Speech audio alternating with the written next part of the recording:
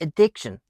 Over 5,000 years ago, in the plains of Mesopotamia, the Sumerians discovered a plant. They called it the Hulgil, the joy plant.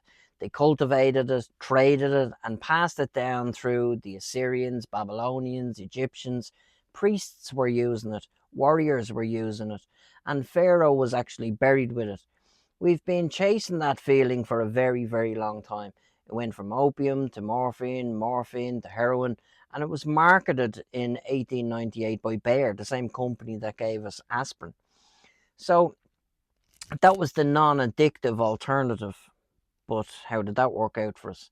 It then went to codeine, oxycodone, fentanyl, each one promising the same thing the Sumerians wanted 5,000 years ago: relief, escape, the off switch. And when opiates weren't enough or they weren't available, we found other doors open: alcohol, cocaine, cannabis, MDMA, hallucinogens. The list just goes on and on. Each generation, each culture, each individual finding their own version of the same thing.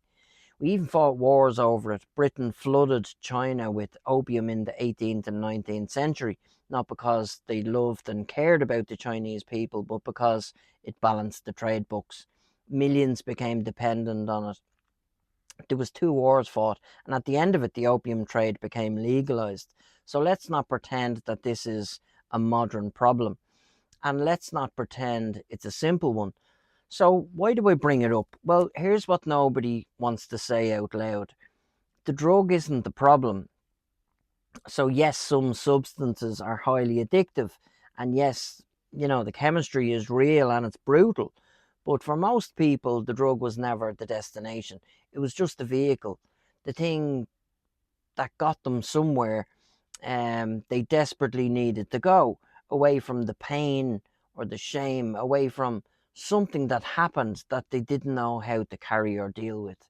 The question was never, what are they taking? The question was always, what is it that they are escaping from?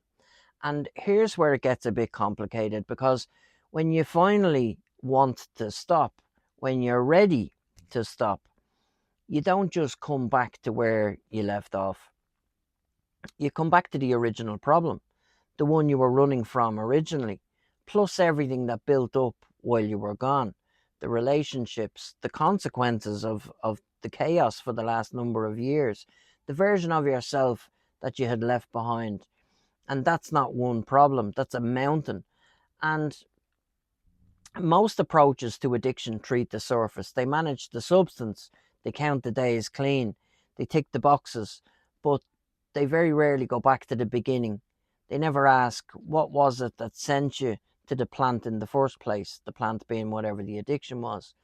At Really Healed, that's where we start, not with the substance, not with the behavior, but with the person and the original wound underneath all of it. Because here's the truth: the problem will keep being the problem until you're ready to face it. Not because you're weak, but because facing it requires something that nobody taught most of us how to do: how to sit with the pain without running away from it, how to look at what happened and not be destroyed by it, and how to surrender to the truth of your own story.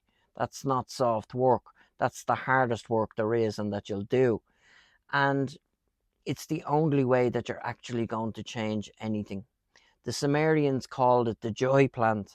What they were really looking for and what they were saying is what you've all been trying to look for the last 5,000 years. It's relief from being human. And I get it. And I know the way through. If you want to know the way through today, visit Really Healed. reallyhealed.com. No one told you today. Mouse Williams loves you.